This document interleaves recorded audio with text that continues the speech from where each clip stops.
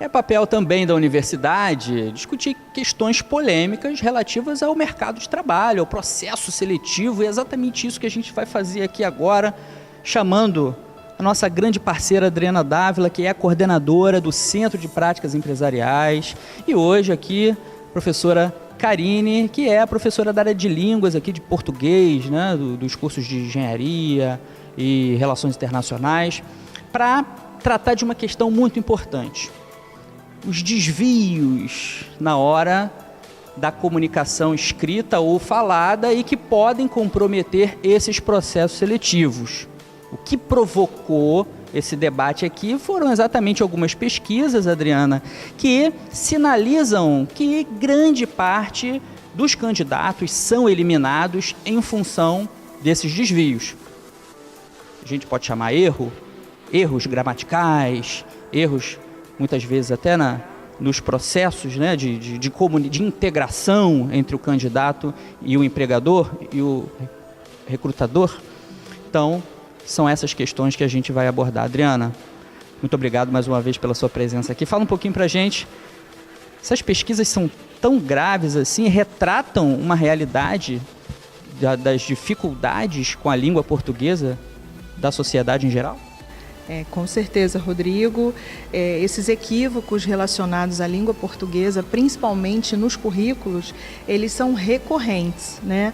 E se a gente pensar que o currículo é um instrumento que faz a mediação entre a relação do empregador com o candidato, isso se torna muito grave, porque essa ocorrência nesse instrumento acaba impossibilitando o contato pessoal para que esse candidato possa fazer uma entrevista e possa se apresentar efetivamente cara a cara, né, para desenvolver aí a apresentação das suas competências. Então é muito sério e realmente é um índice muito grande de equívocos linguísticos, tanto da parte gramatical, quanto até mesmo deslizes relacionados à digitação, à concordância, à pontuação. E essa existência no documento acaba passando uma mensagem também para o recrutador, né? Ou de falta de domínio do próprio idioma, da língua portuguesa, ou de falta de cuidado, falta de revisão. Então, realmente é um deslize fatal. Adriana, você falando, me veio à mente aqui o seguinte: a gente está passando por um período recessivo da economia brasileira, onde as vagas de trabalho são muito disputadas. Então, são muitos candidatos para poucas vagas. Então, talvez esse percentual de eliminação se dá exatamente por isso. Quer dizer, um recrutador com aquele bolo de currículos para selecionar para uma vaga, ele já vai descartando de imediato essas pessoas que, no entender, né, do empregador, não possuem, né, esse cuidado com a carta de apresentações dele. Sim, exatamente. Há pesquisas que indicam hoje que para uma vaga haja o recebimento de em torno de 50 currículos, né? Então, desses 50, muitas vezes 10 são triados e 5 chegam a uma possibilidade de entrevista. Então, com a competitividade elevada, né, muitos candidatos para uma vaga só, muitas vezes, quem toma mais cuidado e se preocupa com essa questão acaba tendo uma vantagem. Vale a pena também mencionar que o currículo, ele comunica, né, ele apresenta o candidato. Então, esses equívocos linguísticos, eles são fatais, mas existem outros equívocos também nessa comunicação muito importantes. Por exemplo, a falta de objetivo no currículo, né? O candidato esquece de colocar qual é o objetivo dele, candidatando-se para aquela oportunidade. A falta de experiência, né? A falta de atendimento aos requisitos da vaga. E outra coisa que eu considero também muito importante é o cuidado com a quantidade de informação que é colocada no currículo. O candidato, ele não pode ser conciso demais, mas também não pode ser prolixo demais. Ele tem que entender essa medida que vai satisfazer o recrutador. Se ele, às vezes, num currículo breve já comete desvios gramaticais, imagina aumentando o texto, né? Então, realmente, você tem que ter essa preocupação até para você concentrar as informações. Muitas vezes, pode ser que eu me engane, mas pode ser um motivo também de eliminação, um currículo muito prolixo, muito extenso, né? Com certeza, e muitas vezes com informações que são irrelevantes para aquela situação, mas também não pode pecar na informação de menos. Eu costumo até brincar, né? Tem alguns candidatos que são, entre aspas, os moradores de rua, que não colocam aí a complementação do seu endereço, ou não falam exatamente a que vieram ou quais suas expectativas em relação à vaga.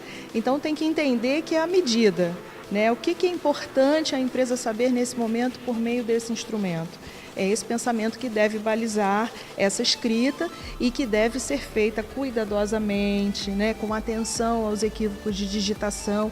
Se possível, pedir a um colega, um conhecido, alguém da família, para dar uma revisada no texto, para verificar se não houve algum descuido, algum erro mesmo, né, que possa prejudicar esse acesso à entrevista. E vale ressaltar também que muitas empresas hoje, no início logo dos seus processos seletivos, principalmente em plataformas, né, já aplicam aos candidatos os testes de redação, de língua portuguesa, e aí o índice de reprovação nessa etapa também está muito grande.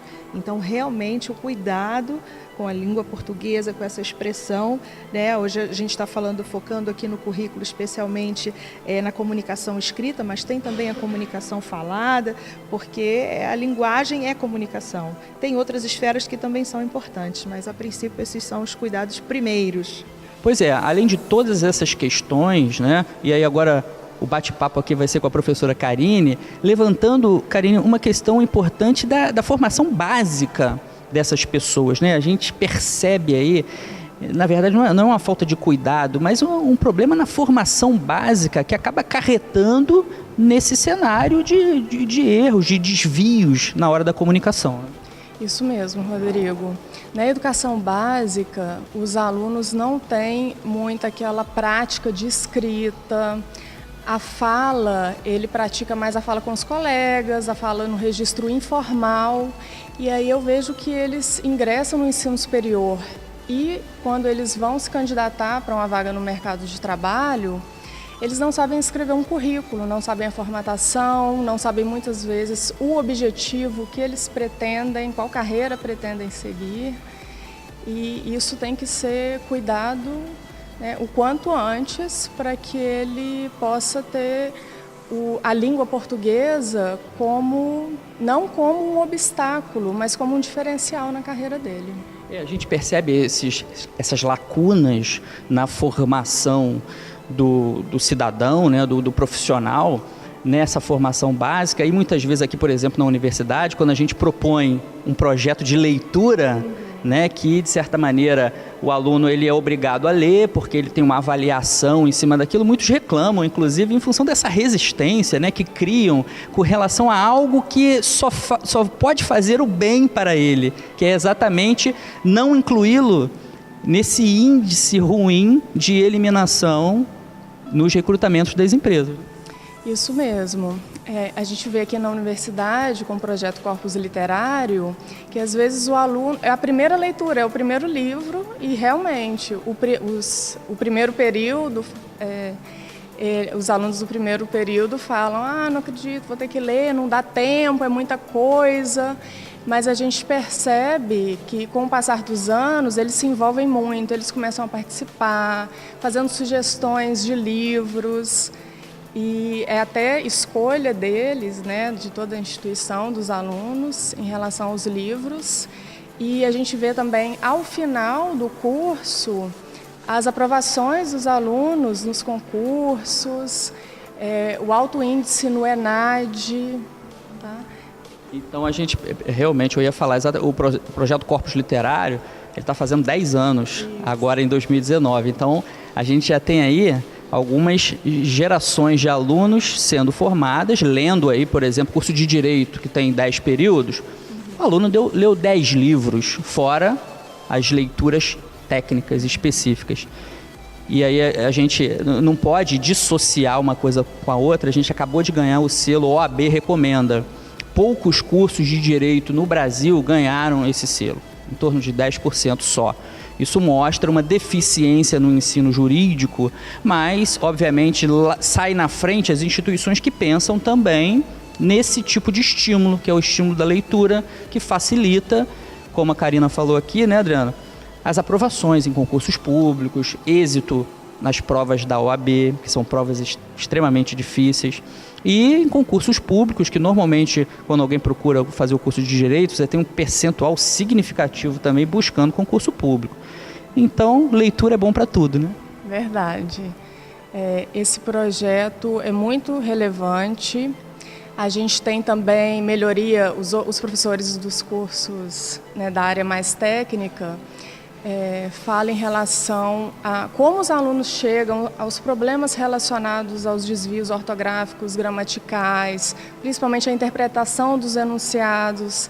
Muitas vezes os alunos conhecem o conteúdo, mas na hora de responder, ele responde uma coisa fora do que o professor pediu.